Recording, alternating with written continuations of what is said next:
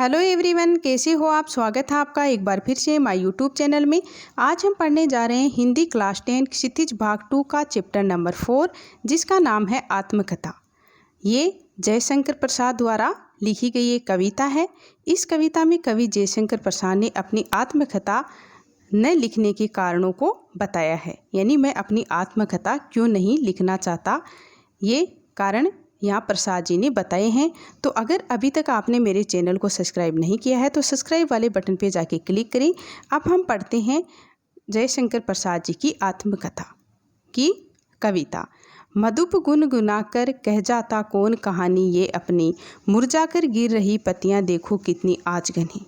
मधुप यानी जो मन रूपी भौरा है, गुनगुनाकर जो प्रेम के जो गीत गाता हुआ कह जाता यानी अपनी कहानी सुना रहा है। यानी कवि कह रहे हैं कि प्रत्येक व्यक्ति का जो मन रूपी भौरा है वो प्रेम के गीत गाता हुआ अपनी कहानी को सुना रहा है।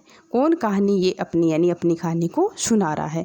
मुरझाकर गिर रही पत्तियां देखो कितनी आज घनी, घनी यानी असंख्य, मुरझाकर यानी मुरझाकर गिर यानी गिर रही हैं, यानी आज असंख्य पत्तियां मुरझाकर गिर रही हैं, यानी उनकी जो जीवन लीला है वो समाप्त हो रही है।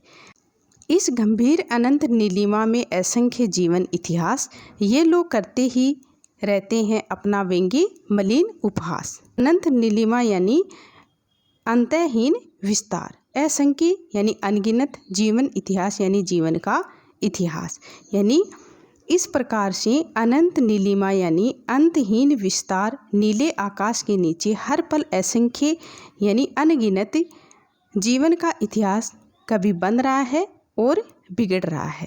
अर्थात अब मैं अपनी आत्मकथा क्यों लिखूं। ये लोग करते ही करते हैं अपना व्यंग्य मलिन उपहास, तब भी कहते हो कह डालूं दुर्बलता अपनी बीती। यहाँ कवि कह रहे हैं कि प्रत्येक व्यक्ति एक दूसरे के मजाक बनने में लगे हुए हैं। ये लोग करते ही रहते हैं अपना व्यंग्य यानी एक दूसरे पर आरोप प्रत्यारोप लगाना, यानी कि प्रत्येक व्यक्ति एक दूसरे के मजाक बनाने में लगे हुए हैं। हर किसी को एक दूसरे में कमी नज़र आती है, अपनी कमी कोई नहीं देखता, और ये जानते हुए भी मैं अपनी आत्मकथा क्यों लिखूं। तब भी कहते हो कह डालूं दुर्बलता अपनी बीती, तुम सुनकर सुख पाओगे देखोगे ये गागर रीति। गागर रीति यानी जो खाली घड़ा है। तो यहाँ कवि कह रहे हैं यदि वह उन पर बीती हुई कहानी सुनाते हैं तब भी कहते हो कह डालूं दुर्बलता अपनी बीती, यानी यदि वह उन पर बीती हुई कहानी सुनाते हैं तो लोगों को आनंद तो मिलेगा, साथ ही यह भी देखने को मिलेगा कि कवि के जीवन में कोई भाव नहीं है, अर्थात खाली घड़े के समान, यानी सुख और प्रसन्नता से बिल्कुल खाली है। किंतु कहीं ऐसा न हो, यानी कवि कह रहे हैं लेकिन कहीं ऐसा न हो कि तुम ही खाली करने वाले, कि तुम ही मेरा मतलब तुम ही खाली करने वाले हो।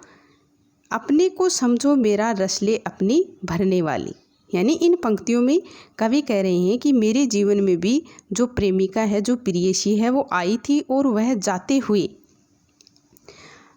हुए अपने साथ मेरे जीवन के जो सारे रस हैं वो भी ले गई।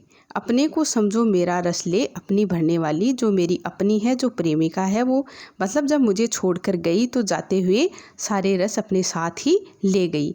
ये विडम्बना अरी सरलते तेरी हंसी उड़ाऊं मैं, यानी ये विडम्बना उनके जीवन की विडम्बना है। ये विडम्बना अरी सरलते तेरी हंसी उड़ाऊं मैं, यानी यह विडम्बना उसके जीवन की विडम्बना है। वे अपनी कमजोरियां, यानी कवि है वो अपनी कमजोरियों को बखान कर जग हंसाई नहीं करा सकते, यानी मैं मतलब हंसी नहीं उड़वाना चाहता, यानी अपने जीवन की आत्मकथा लिखकर। भूले अपने या प्रवचना औरों की दिखलाऊं मैं, यानी प्रवचना यानी धोखा, यानी वे अपने छले या धोखा खा जाने की कहानी है वो नहीं सुनाना चाहते। उज्ज्वल गाथा कैसे गाऊं मधुर चांदनी रातों की, यानी यहाँ कवि कह रहे हैं कि जो प्रेमिका थी वो तब तक मेरे जीवन में बहुत उज्ज्वल और चमकदार था, यानी जब तक प्रेमिका मेरे जीवन में थी तब तक मेरा जीवन बहुत ही उज्ज्वल और चमकदार था। लेकिन मेरी प्रेमिका के जाते ही उन मधुर चांदनी रातों का मैं तुम्हें कैसे बताऊं। मधुर चांदनी रातों की यानी उस जो मतलब मधुर चांदनी है उसकी रातों के बारे में मैं आपको क्या बताऊं। अरे खिलखिलाकर हंसते होने वाली उन बातों की, मिला कहाँ वह सुख जिसका मैं सौपन देकर जाग गया। अरे खिलखिलाकर यानी वह मेरे जीवन में थी तो मेरा जीवन है वो मतलब खिला खिला सा, यानी हंसती थी वह, खूब खिलखिलाकर हंसती थी होने वाली उन बातों की, और मेरा मन भी काफ़ी आनंदमय था। मिला कहाँ वह सुख जिसका मैं सौपन देकर जाग गया, यानी आज मुझे लगता है कि वो मेरे जीवन में एक सपना था, अर्थात एक सपने के समान मुझे लगता है, यानी कि मैं एक सपना देख रहा था और अब मैं जाग गया, यानी मैं सौपन देखकर जाग गया। मुझे ऐसा लगता है कि वो सब कुछ जो मेरे जीवन में हुआ था वो एक सपना था। आलिंगन में आते जाते मुस्किया कर जो भाग गया, यानी जब मुझे लगा कि अब वह मेरे जीवन में स्थायी रूप से रहने वाली है, ठीक उसी समय वह मुझे छोड़कर चली गई। मुस्किया कर जो भाग गया यानी वो मुझे छोड़कर चली गई। जिसके अरुण कपोलों की मतवाली सुंदर छाया में, यानी यहाँ इन पंक्तियों में कवि उनका रूप सौंदर्य का वर्णन कर रहे हैं कि उसकी जिसके अरुण कपोलों की मतवाली सुंदर छाया में, यानी अरुण कपोलों यानी लाल गाल, अर्थात उनके गाल बहुत ही सुंदर थे, जैसे अनुरागी उषा यानी प्रेम भरी भोर, यानी सुबह सूरज उगने के पहले जो आकाश में जो लालिमा होती है वही लालिमा मेरी प्रियसी के गालों पर रहती थी। अनुरागिनी उषा लेती थी निज सुहाग मधु माया, यानी अनुरागिनी उषा यानी जो सुबह सूरज उगने से पहले जो लालिमा रहती है वही लालिमा मेरी प्रियसी के गालों पर रहती थी। उसकी स्मृति यानी उसकी यादें पाथे बनी हैं, थके पथिक की पंथा की, पथिक यानी राहगीर, यानी स्मृति पाथे यानी उसकी याद रूपी जो संबल है।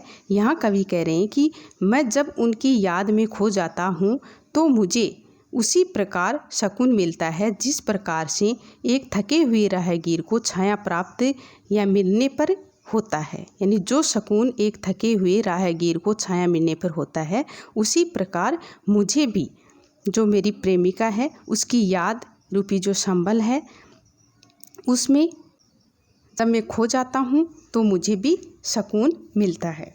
सीवन को उधेड़ कर देखोगे क्यों मेरी खता से, सीवन यानी सिले हुए, कि जिन जख्मों को मैं सिल चुका हूँ उनको उधेड़ कर मेरी खता को देखने की कोशिश मत करो। छोटे से जीवन की कैसी बड़ी गाथाएं आज कहूँ, यानी जो मेरा छोटा सा जीवन है उसकी बड़ी बड़ी जो गाथाएं हैं, कहानी है, मैं आज क्यों कहूँ, यानी मैंने उसके साथ जो कुछ भी महसूस किया था, जो कुछ भी पाया, मैं उसको मेरे इस छोटे से जीवन में कैसे बताऊँ, या मैं इस छोटे से जीवन में उसका बखान कैसे कर सकता हूँ। क्या ये अच्छा नहीं कि औरों की सुनता मैं मौन रहूं, कि क्या ये तुम्हें अच्छा नहीं लगता कि मैं मौन रहकर औरों की कथा सुनता रहूं। सुनकर क्या तुम भला करोगे मेरी भोली आत्मकथा, यानी अगर मैंने आपको मेरी आत्मकथा सुना भी दी तो तुम क्या भला करोगे, यानी तुम क्या कर सकते हो, तुम क्या करोगे भला। अभी समय भी नहीं थकी सोई है मेरी मौन व्यथा, यानी यहाँ जयशंकर प्रसाद जी कह रहे हैं कि अभी यह समय नहीं है कि मैं यह सब तुम्हें मौन रूप से सुनाऊं। अभी समय भी नहीं, यानी अभी ये समय नहीं है मैं यह सब तुम्हें मौन रूप से सुनाऊं। अभी वो थकी हुई है, थकी सोई है मेरी मौन व्यथा, यानी अभी वो थकी हुई है, सो रही है, यानी सोई हुई है, अभी उसको पूर्ण होने दो, अर्थात वो पूर्ण हो जाएगी तो मैं तुमको सुना दूंगा। यानी इस कविता में जो जयशंकर प्रसाद जी हैं उनकी ये आत्मकथा जो कविता है ये बहुत ही फेमस है, क्योंकि वे अकेले ऐसे कवि हैं जिन्होंने अपनी आत्मकथा नहीं लिखनी चाहिए और उस पर उन्होंने अपनी कविता लिखी जो हम पढ़ चुके हैं। तो बच्चों, अगर आपको मेरा ये वीडियो अच्छा लगा हो तो प्लीज़ लाइक शेयर सब्सक्राइब ज़रूर करें। थैंक यू बच्चों।